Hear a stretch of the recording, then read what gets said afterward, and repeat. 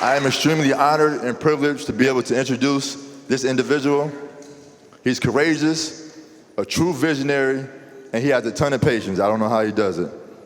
I have great respect and admiration for him, not because of the position that he holds, but for the man that he is. Everyone, please put your hands together and welcome the Superintendent of Attica Correctional Facility, Superintendent Noah.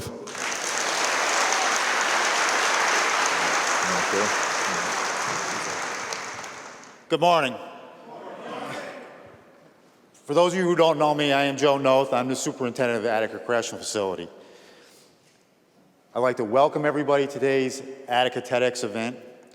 An event such as this has never been done in this facility. It's the first time, it's never been attempted. A lot of work went into it. Today, I'm pretty confident with the presenters, you're going to experience a lot of emotions. You're going to laugh, and some of you may cry. Some of the presenters are definitely going to make you think. The staff and people incarcerated here did a lot of work to showcase this awesome facility. I hope you all have a great day. Please enjoy yourselves.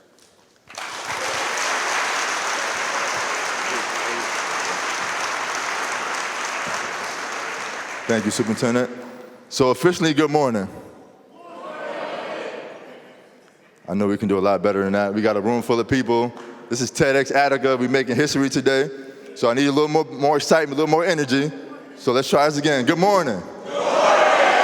That's what I'm talking about. That's what I'm talking about. For a minute, I was thinking we had a couple people in here sleeping already.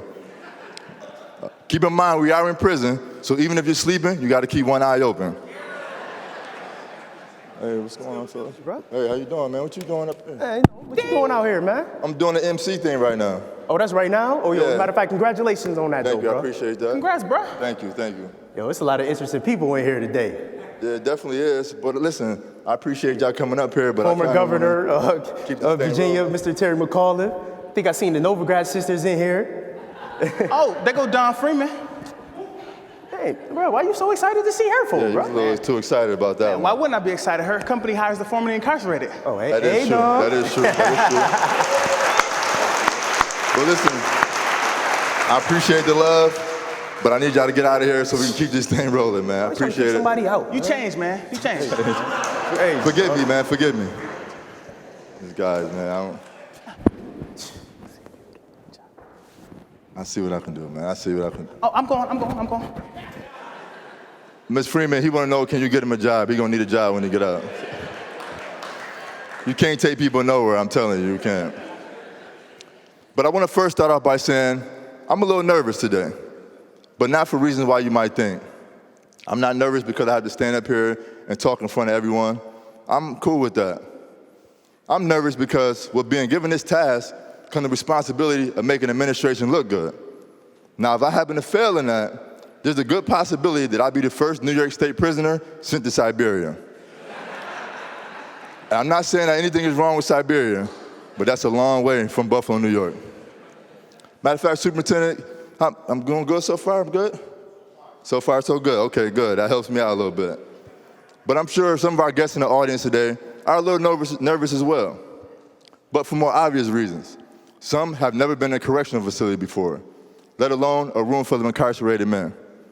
Every door and gate you go through, it slams and locks behind you, but nothing could be more obvious than that giant wall that separates one part of humanity from the other. See, walls, they're a little tricky. In its intended position, a wall is there to prevent people or things from seeing or getting to the other side, a barrier. But that same wall, if used to taken and placed it sideways, in turn could become a bridge, connecting people, places, things, and ideas that otherwise would not nor could not be connected. So in essence today, you guests crossed a bridge that has connected you to people you may have never known, stories you may have never been able to hear, and ideas you may have never been made aware of. Dr. Martin Luther King once said, you do not need to see the top of the stairs to take the first step. Crossing that bridge today, that was the first step. Transform, pioneer. These two words embody why we are having this event here today. Transform the perceptions and beliefs of individuals in a community. Pioneer, With the sharing of ideas, these are steps towards a new horizon with endless possibilities. Now, I'm sure many may have thought today's event would be impossible. So to have done it impossible, it took a collaborative effort. So we first want to thank Ms. Delia Cohen and the TEDx family.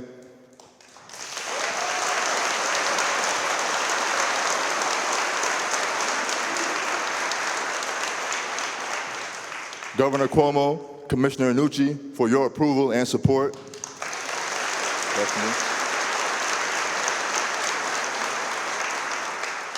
Superintendent Noah, Deb Clinton, and the entire administration and staff here at the facility who provided a tremendous amount of support and encouragement, and it was greatly, greatly appreciated.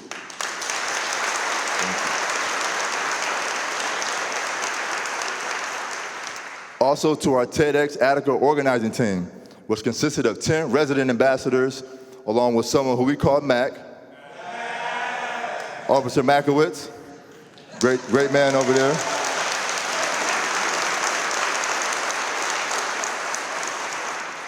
We overcame many challenges, and like any family, we did not always see eye to eye. But the time that we was able to share created memories that will last us all a lifetime. And lastly, to our guests here today, thank you for clearing out your busy schedules, those that have traveled from near and from far, and even those of you who just want to see what it would be like in prison for a day. Your presence here today is greatly appreciated.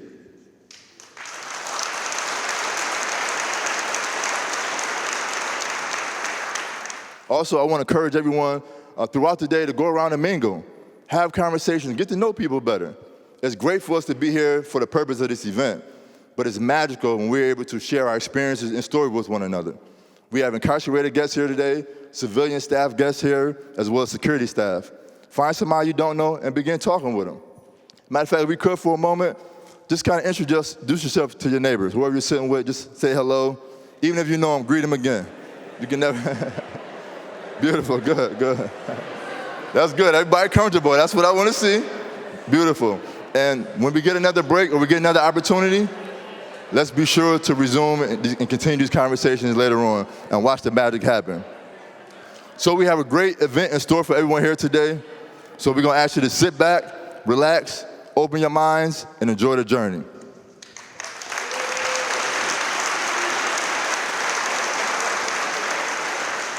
So our first presenters are part of the Youth Mentorship Program here at the Attica Correctional Facility, a program that I have been a part of as well for the last 13 and a half years.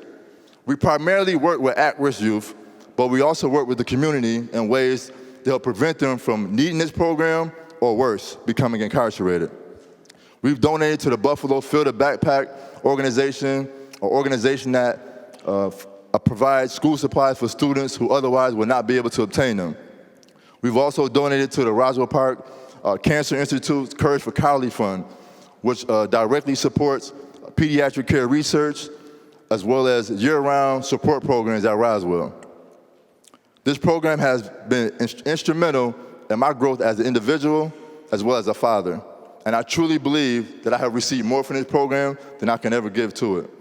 Ladies and gentlemen, please let's welcome Donovan Jackson, Jamar Kelly, Officer Nowak, and our honorary Youth Assistance member, Peggy Vance.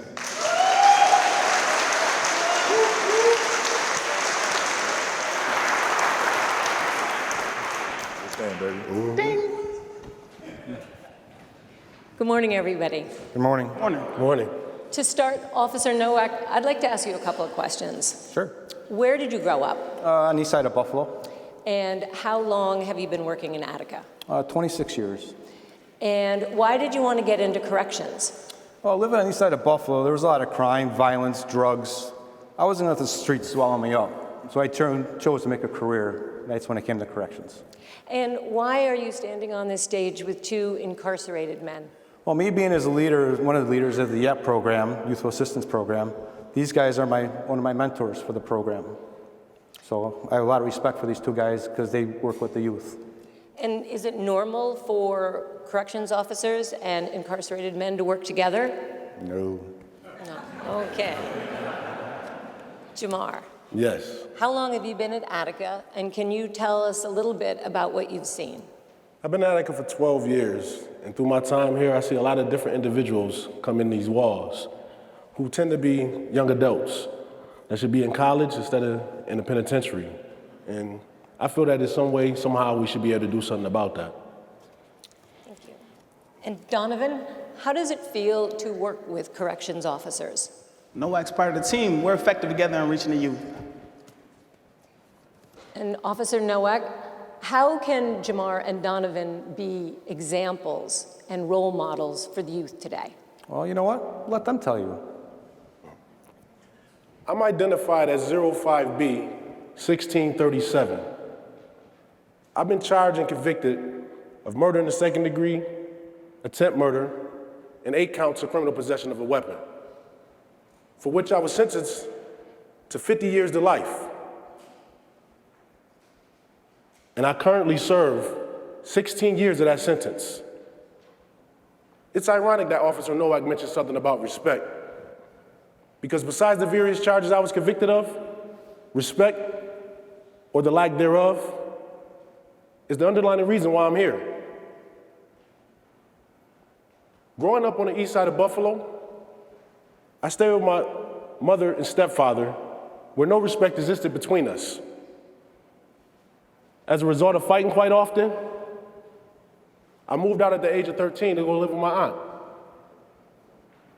In doing so, I quickly realized that I became a financial burden on her as she struggled to take care of me and my cousins. This is why at 14, I decided to use the money that my mother had given me for school sneakers to buy drugs, with the hopes of making more money to help out. Now, this was one of the biggest mistakes of my life, because I became a part of the streets and all the different crimes and random acts of violence that comes along with living that life. It was during my junior year of high school that I found myself serving a sentence of 4.5 years for attempted murder. For some reason, being violent and serving time causes people in the street to either fear you or respect you. By the time I was released, I earned a reputation of being both. Under the seduction of such foolish ideology, I became more violent, committed more crimes, and as a result of doing so, here I am, 42 years old, and I was sentenced to serve more time in prison than I've been alive. While serving this 50 to life sentence, I could probably think of 50 excuses on how I ended up in prison. But I choose not to do so. I realized that ultimately, it was my poor decision-making that decided my fate. I now understand that I must make better decisions in order to ensure myself of a better destiny. One of the better decisions I made since my incarceration has been joining this youth mentorship program. I chose to do so because I wanted to have a positive impact in the lives of our youth, as they'll always be my primary objective. However, never did I expect this program or the youth to have just as much of a positive effect on my life as I intended to have on theirs. You learn so much from working besides the youth. With still much room for improvement, I already have become a much better father to my 2 ambitious daughters. They are both enrolled in college. Thank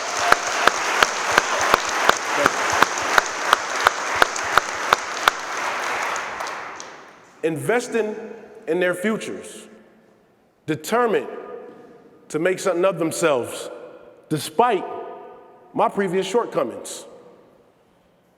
Playing a role in their success is what brings me so much joy. Similar to the joy that I receive from playing a small role in the lives of our youth, knowing that it propels them to go on and do such amazing things.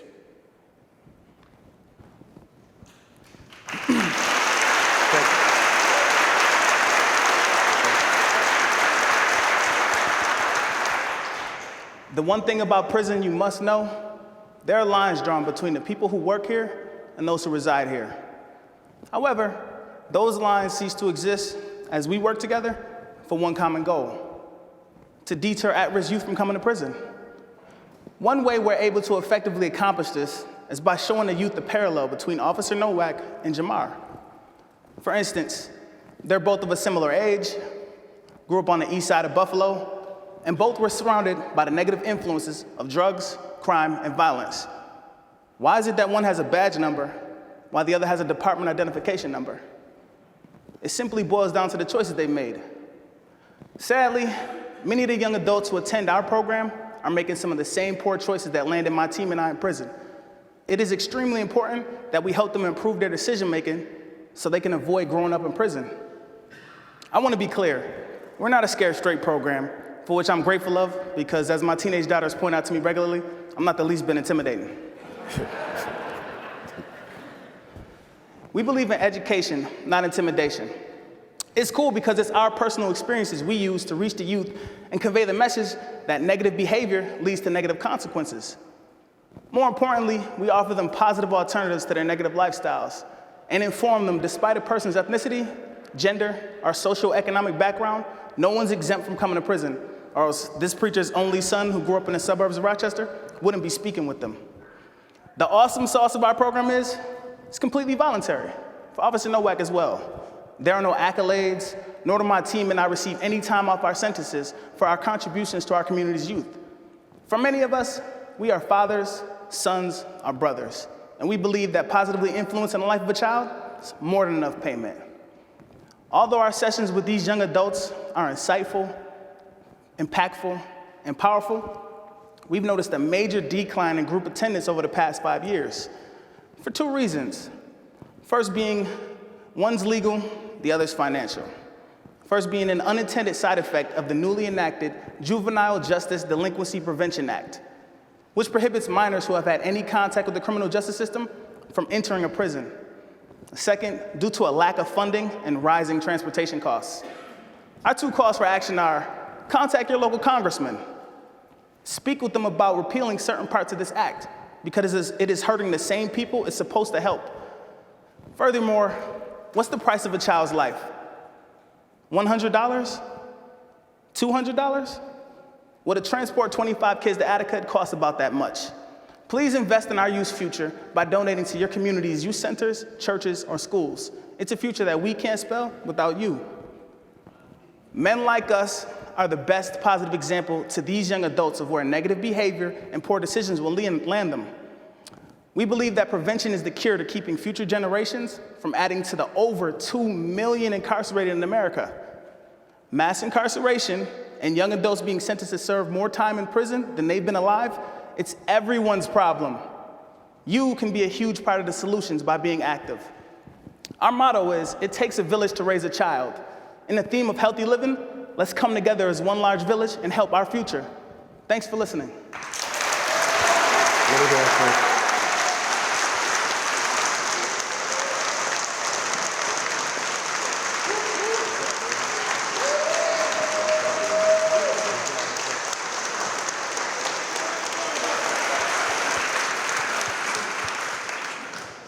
Great job, fellas.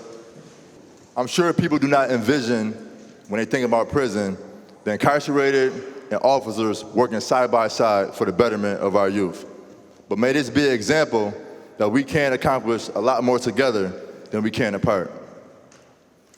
Our next presenter, he was a little mysterious to me at first.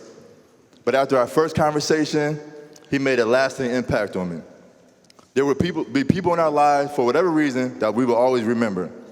He is one of them for me. Please welcome Mr. Edwards.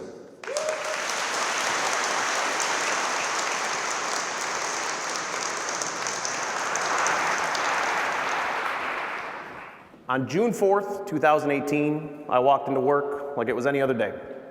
I came in, picked up my keys, checked in with the captain, and started walking down the hallway back to the academic school.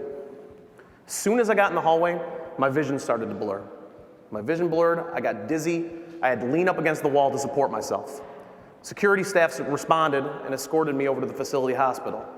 When I got to the facility hospital, my blood pressure was 160 over 100, my heart rate was 110 beats per minute, and I was sweating profusely, something Sergeant Bell unfortunately found out for himself as he put his arm around me to escort me into the hospital. I had shooting pains down both of my arms, classic heart attack symptoms. When waiting for the ambulance, my blood pressure calmed down a little bit, heart rate started to subside. By the time I got to the hospital, everything was completely normal. EKG, CT scan, blood work, all normal. The doctor walked in and said, "Mr. Edwards, I think you most likely had a panic attack." I was embarrassed. I was mortified. I don't get panicked. I'm a man. I work in a maximum security correctional facility. I've got ice flowing through my veins. I am the portrait of calm under pressure. Look at this beard. I'm a man. Six-pack abs, rugged chiseled features, Adonis reborn.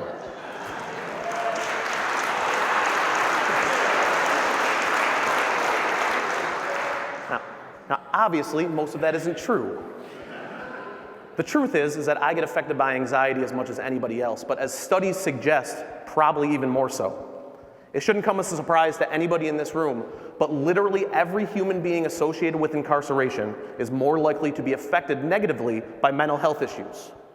For incarcerated individuals, 23% will have a major depressive disorder and suffer from higher rates of suicide, mortality, self-harm, and anxiety. For those of us that work in prison, 1 in 6 will have a major depressive disorder. 1 in 5 will abuse alcohol. And we commit suicide at a rate higher than any other profession combined. 50% of us will have some form of anxiety disorder. Think about that. It's heavy. Those statistics are heavy. Whether staff or inmate alike, what we need to realize is that we all physically exist inside of this place together, and the effects on our minds and bodies are significant. So let's talk about anxiety for a minute. The statistics I said before said 50% of the people associated with incarceration will have some form of anxiety disorder. But we don't really talk about it in prison. I made those jokes before about being a man, but outside of this place, I don't act particularly macho. I don't try to come off with this false sense of bravado. But inside of here, there is a sense of agro-masculinity that just seeps into you. This thing that tells you that if you let your walls down even for a second, people are going to see your weaknesses and they're going to try to exploit them. It makes me feel like I can't tell my coworkers that, yes, some days I'm nervous walking into this place. That's true. It makes me feel like I can't tell the officers I work with that outside of here, if I hear shouting or a door slams unexpectedly, my chest tightens right up. It makes me feel like I can't tell my boss that crowds bother me now when they never did before. Like, what would they think of me? Would I still be fit to work here? Like, the anxiety that this place takes on our bodies is significant. And if you don't find a release or an outlet for that anxiety, your body will literally find one for you.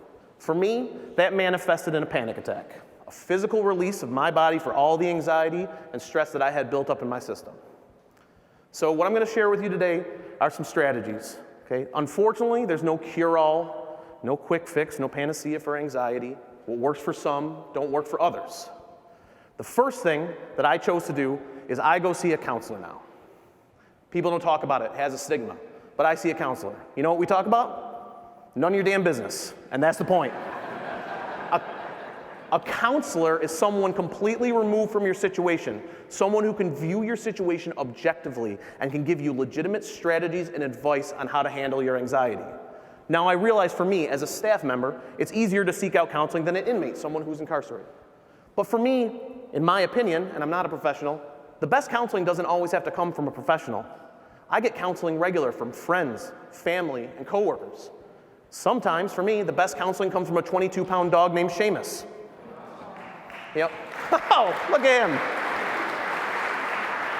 He doesn't even know what an applause break is. I'm going to tell him to get one. He always listens, he never complains, and he just tries to kiss me when it's all over. But the thing about it is you need someone objective to talk to you about that anxiety, because if you can't talk about what's actually bothering you, what's actually inside your head, you're not getting that necessary release, and it's a necessity working in this place. The next thing are hobbies. A lot of people exercise. Obviously, that's not working out for me. But what I will say is I have hobbies that really worked out for me, but I don't want to intimidate anybody here with them. My hobbies are sophisticated. They're highbrow. You have to be intelligent. And I don't want to leave anybody in the dust when I describe them, so try to follow along with me. The first thing I do is I play video games.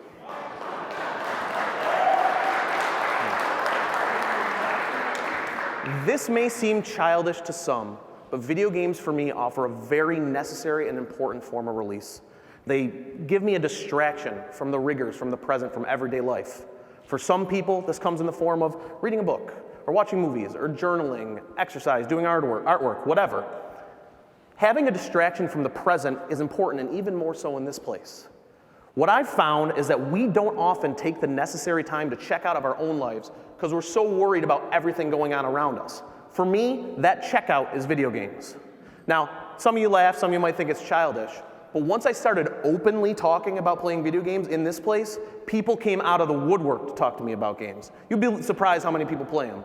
I remember one day I walked into work, I was walking down the corridor back to my area, and a rather large officer waves me over to him, and he's kind of looking over his shoulder both ways, says he needs to talk to me, and I got nervous. I'm like, something wrong? Did I screw something up? And he leans in real close and whispers, he's like, hey Brian, do you play Pokemon? Because I need somebody to trade with. And I was like, whatever, nerd, and I kept walking. No, of course, yeah, it's be open about who you are. It's important. Another hobby of mine that really works for me is cross-stitching. I cross-stitch. Not exactly something you would associate as a manly thing to do, but it really works to center me.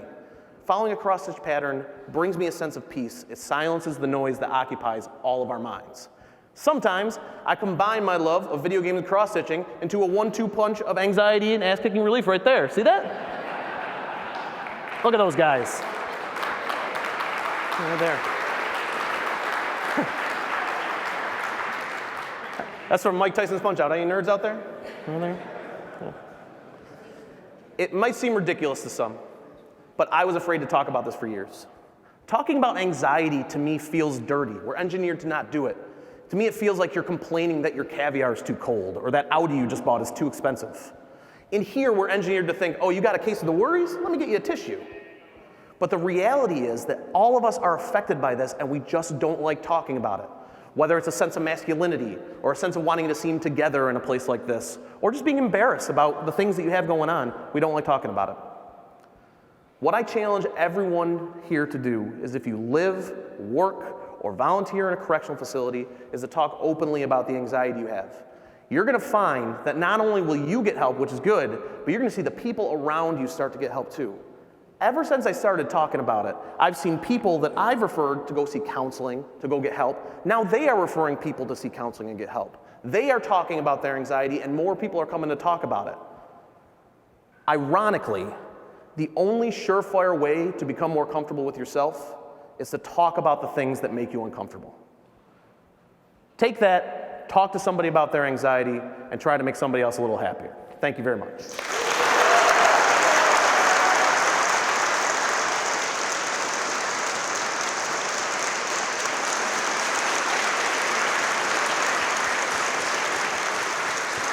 Thank you for that, Mr. Edwards. And you painted a great picture of how prison does not just affect the incarcerated, but ultimately everyone. I once heard that when your actions speak louder than your words, that's when you're saying something. Our next presenter doesn't say much, but his actions are that of genuineness and the upliftment of others, choosing rather to walk the walk and not solely talk it. Please, let's welcome Mr. David Woodrow.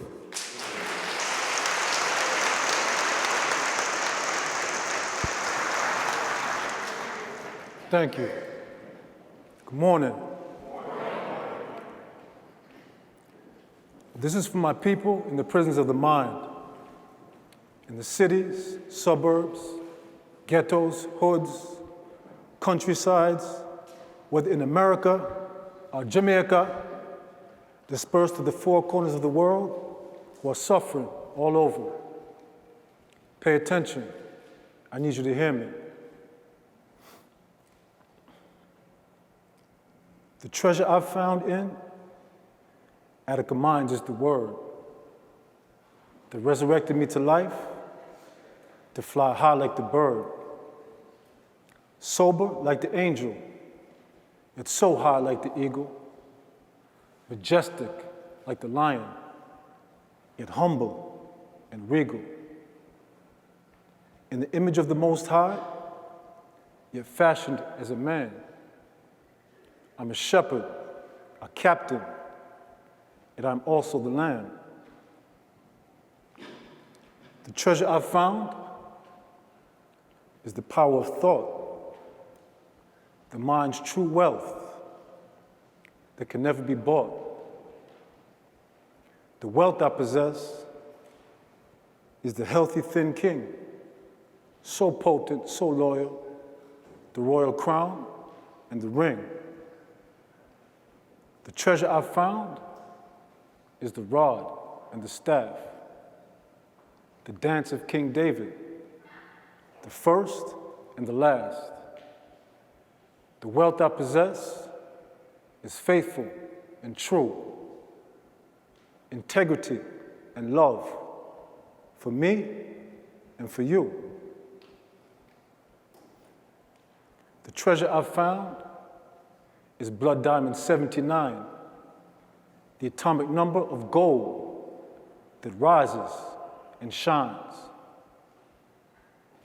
The wealth I possess is the philosopher's stone, the alchemical secret called Pele Macomb.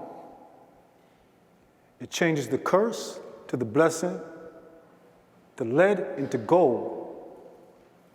It turns suffering to lessons and makes diamonds from coal.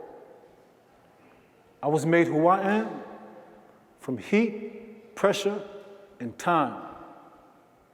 Underground was my birthplace in these Attica mines, purified like pure gold from the furnace refined, hard but precious like a diamond, so brilliantly shined. My thoughts are my blessing. My words are my gift. To heal, to set free, to feed and uplift. To educate the people and resurrect them to life. To make peace out of war and change darkness to light. I've made it to heaven. My mind is set free. My body must follow. This is law, universally. And now that I made it, I will never look back. Everyone is welcome. White, red, yellow, brown, black. Your color is not the issue. Our tissue is all one. We can all rise and shine. The victory is won. There's only one rule. Seek and you'll find. I'll give you a clue what it is. You must change your mind. The healthy thin king is in the building. So now it is time to cleanse your thoughts, your words, and get your actions in line. So don't fear the fire that purifies and refines. You'll come forward as pure gold, atomic number 79, so bright like a diamond, cut, polished that shines. You and I are treasures, assets, profitable, each and every one of a kind. This is the healthy tin king, man, straight out of Attica mines. Scare wealth, you know, make wealth, you know. The treasure I found is my mind. I am the healthy, thin king, straight out of Attica mines. Blessed love from above, enter into the rest, to all Attica's best bless. Rod and staff Pele is a trumpet blast. Check the arts and the crafts now, man. Attica mines' art is the craft of taking what once was trash and turning it to treasure. Some empty bags of chips transformed into a jewelry box and other such precious gifts.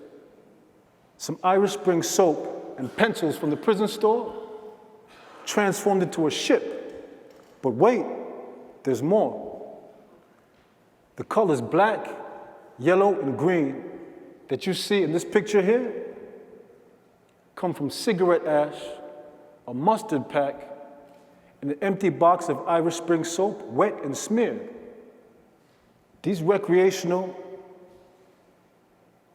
and military vehicles were created from a file folder, quite plain and simply. In Attica Minds, we use what we have, our minds, to craft such art, such as pictures, paintings, greeting cards,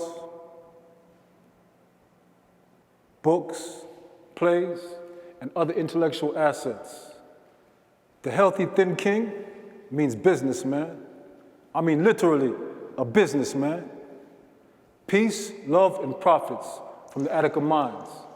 Thank you.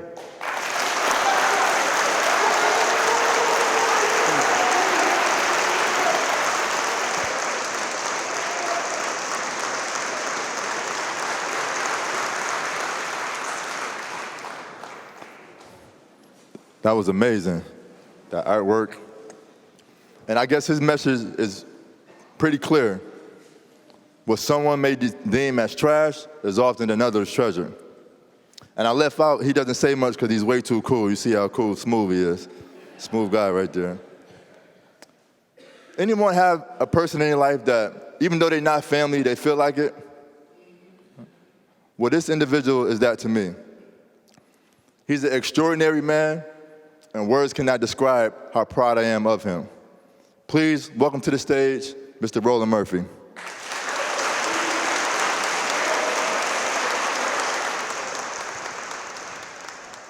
Please picture a 6-year-old boy who, like most boys his age, is a complete mama's boy.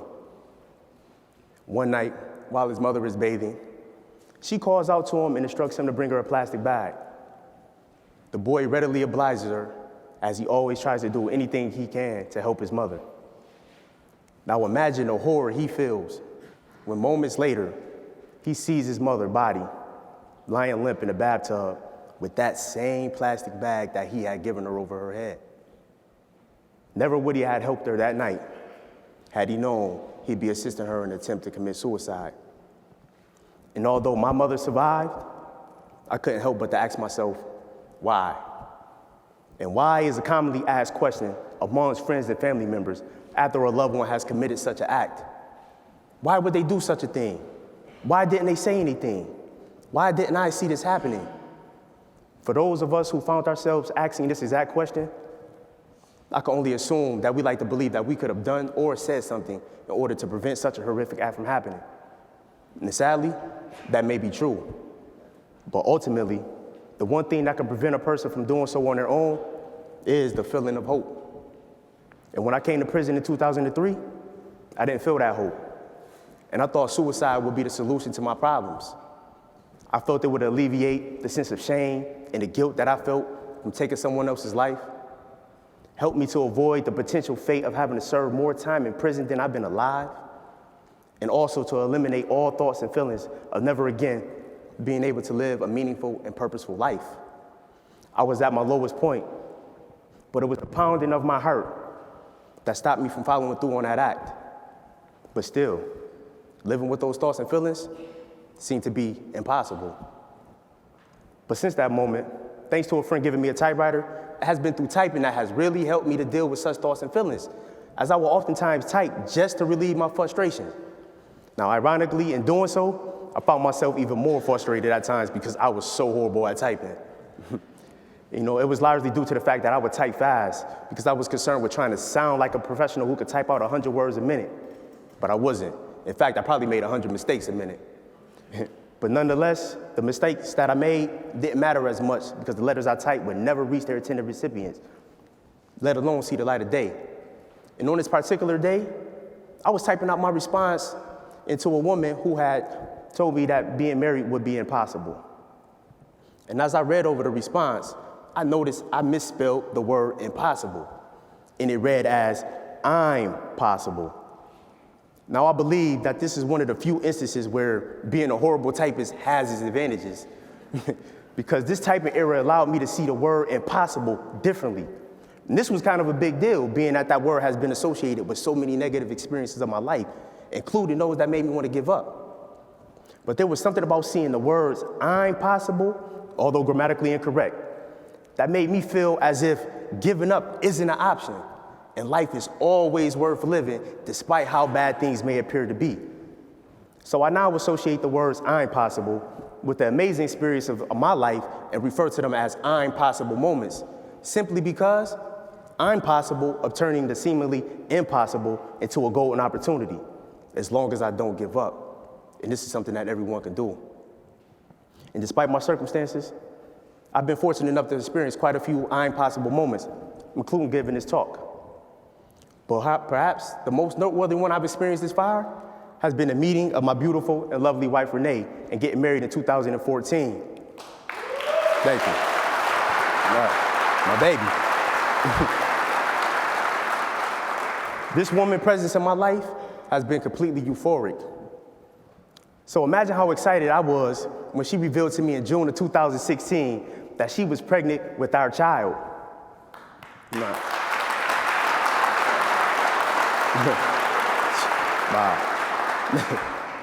Let me tell you, I was thrilled. I always wanted to be a father. However, the joy I felt was short-lived when a few weeks later, doctors suggested that my wife, who has congestive heart failure, that she should terminate the pregnancy because it'd be impossible for her to survive the birth, and our child's life would be in danger as well. My wife and I essentially had to make a life or death decision, and we chose life. And as a result, on December 9th, 2016, our 9-pound, 11-ounce baby boy was born.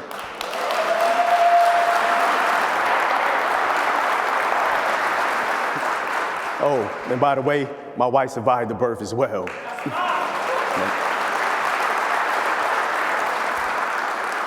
I believe that this I'm possible moment best illustrates what happens if we don't give up and we choose life. Case in point, had I given up in 2003, I wouldn't be able to experience the endless joy that my family brings me today. There are approximately 1 million people worldwide who commit suicide a year. That's almost one suicide a death every 40 seconds. Sadly, these individuals would never be able to experience the plentiful I'm possible moments that life has to offer. Sadly, there are countless others who are either struggling with the thoughts of such act or has already attempted to do so, as people are in desperate need of the feeling of hope that will inspire them to live and remind them that they have a purpose for doing so, despite the impossible moments of trauma, adversity, depression, and hopelessness that they're facing. And I can't help but to think of a young lady who attended our youth assisted program and who was dealing with the impossible moments of her life. And I would now like to read a response that she sent just a few weeks after attending our session. And it reads, I know that I didn't ask any questions during this trip, but I would like to say thank you for these conversations we had. I was really affected by the suicide conversation because that is something that I have dealt with for about 9 to 10 years of my life. I had a horrible childhood growing up that affected me physically and mentally. I tried to get help so many times and it never worked. But hearing someone say that I'm worth it and meant for great things really meant a lot to me. I grew up in a really bad home where my parents fought 24/7 and my dad constantly put me down about myself. After years of this, I tried to take my life a few times but failed. I stopped trying to get help because no one understood my situation or the trauma I faced growing up. But for a small second, that conversation we had made me feel the smallest bit of hope in which I haven't felt in a long time. So thank you all for everything.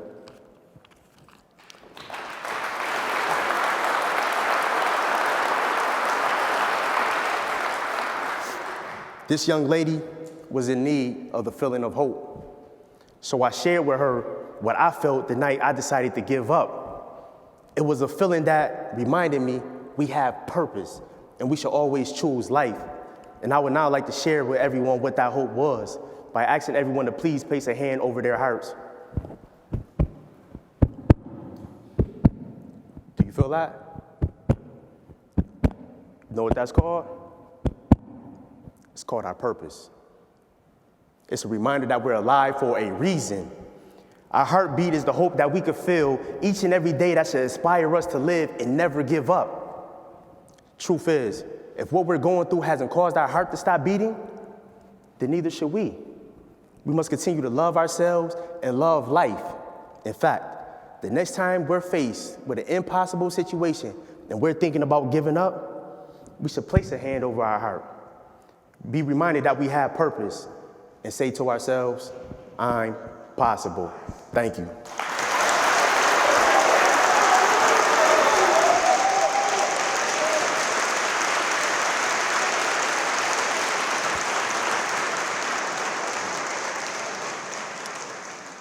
Wow, I'm possible. And what a reminder, if you ever needed one, that not only are you possible to overcome life's many challenges, but that you can soar well beyond them. This next presenter has a unique desire for sci-fi, an outspoken love for games, and a kind of quirky passion for data. There's no doubt Cool Colin is one of a kind. Ladies and gentlemen, let's welcome Colin Rideout.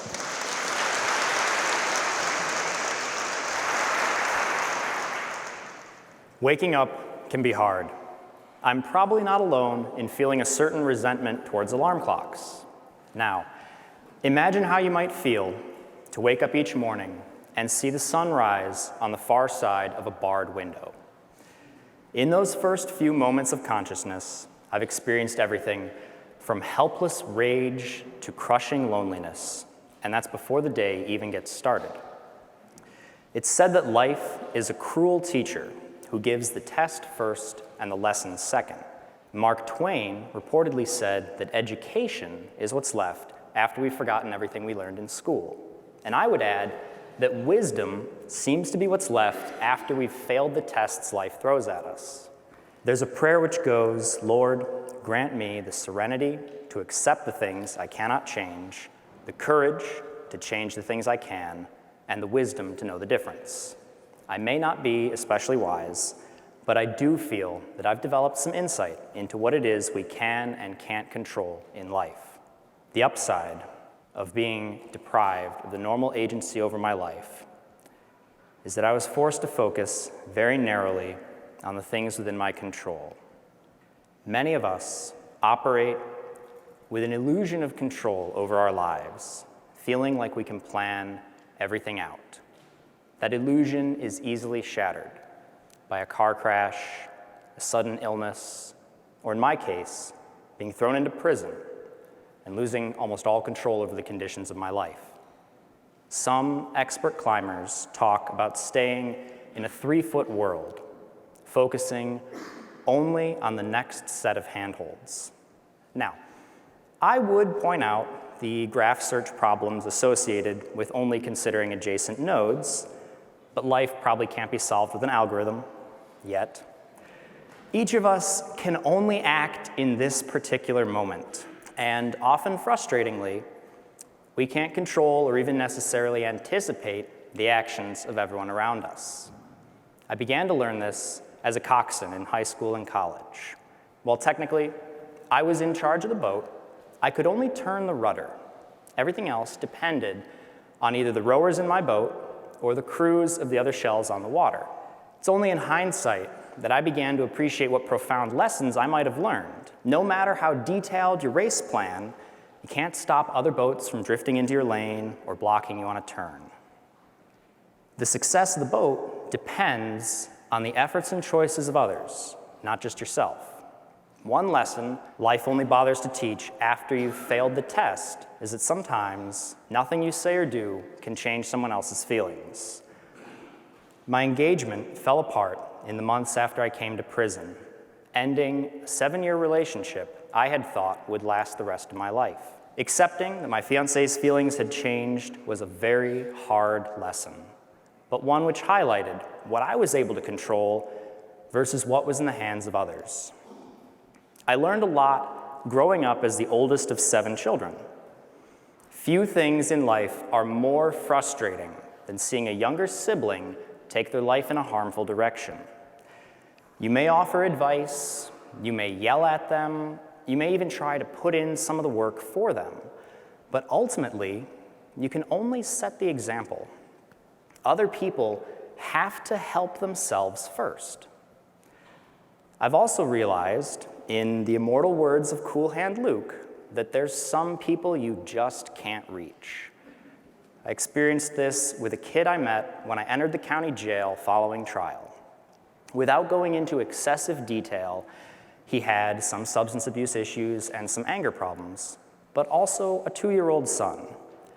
And when I met him, my older brother instincts kicked in, and I encouraged him to take advantage of an opportunity he had to complete a drug treatment program instead of a prison term.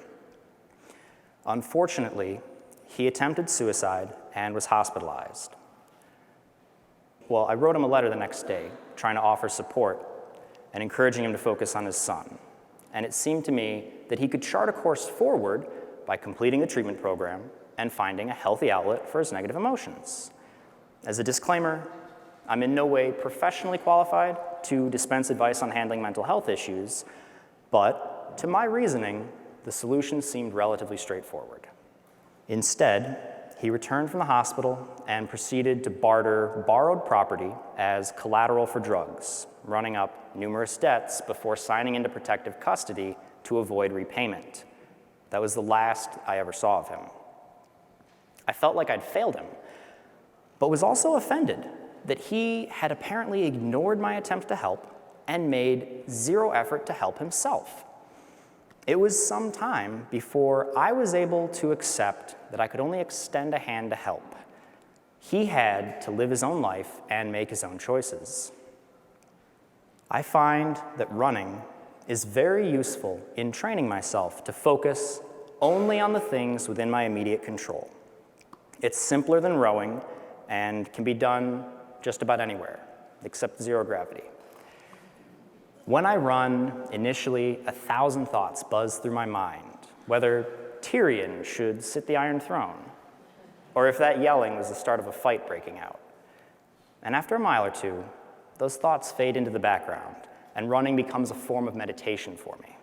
Brandon Sanderson wrote that the most important step in a journey is not the first, but always the next step. This is a poignant expression of where the limit of our control truly lies. Each of us can only take the next step, reach for the next handhold, make a conscious decision in this moment, because the past is immutable and the future unknowable. Limits are often perceived as holding us back, but the most creative solutions are the result of working within the constraints of a given problem. The benefit of being deprived of normal agency over my life is that I was forced to focus very narrowly on my internal state of mind, on my responses to the factors outside my control. Mark Devine's practice of a mind sentinel, or cognitive checkpoint, is very useful for this. I adapted the practice to my personal philosophy, which resembles less of an ideal Platonic form and more of a hoarder's basement. It consists of actively listening to my internal dialogue, the thoughts which shape my self-perception, and consciously choosing which ones to internalize and which ones to reject. While performing this examination, I find that most sources of stress are beyond my control, and I'm able to act with more purpose and intention in each moment. I think of these decision points as opportunities for 1% wins, tiny steps which compound over time, much the way the sun gradually lightens the sky each morning on the other side of that barred window. On that note, my call to action is simple. It has to do with how you begin the day tomorrow. The military advocates that you start by making your bed properly, but I've found it's impossible to put hospital corners on a prison cot. Instead, I choose to begin the day by consciously smiling. It isn't always easy, and initially feels ridiculous.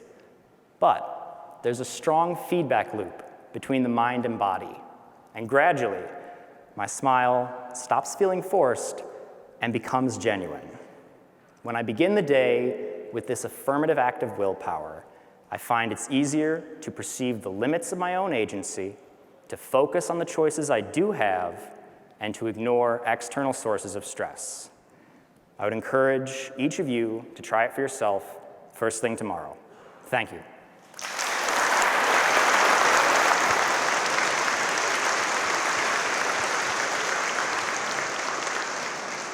Thank you for that, Colin. And by the way, no Tyrion should not sit the Iron Throne. Jon Snow should. He's the rightful heir to the throne. I mean, come on. So everyone enjoying themselves so far? Okay, great, great. We got a lot more in store for everyone. But we are going to give everybody an opportunity to use the restroom, stretch your legs a little bit, and even do a little bit more mingling. So we're going to take a 15-minute break and ask everybody to be back in their seats in 15 minutes.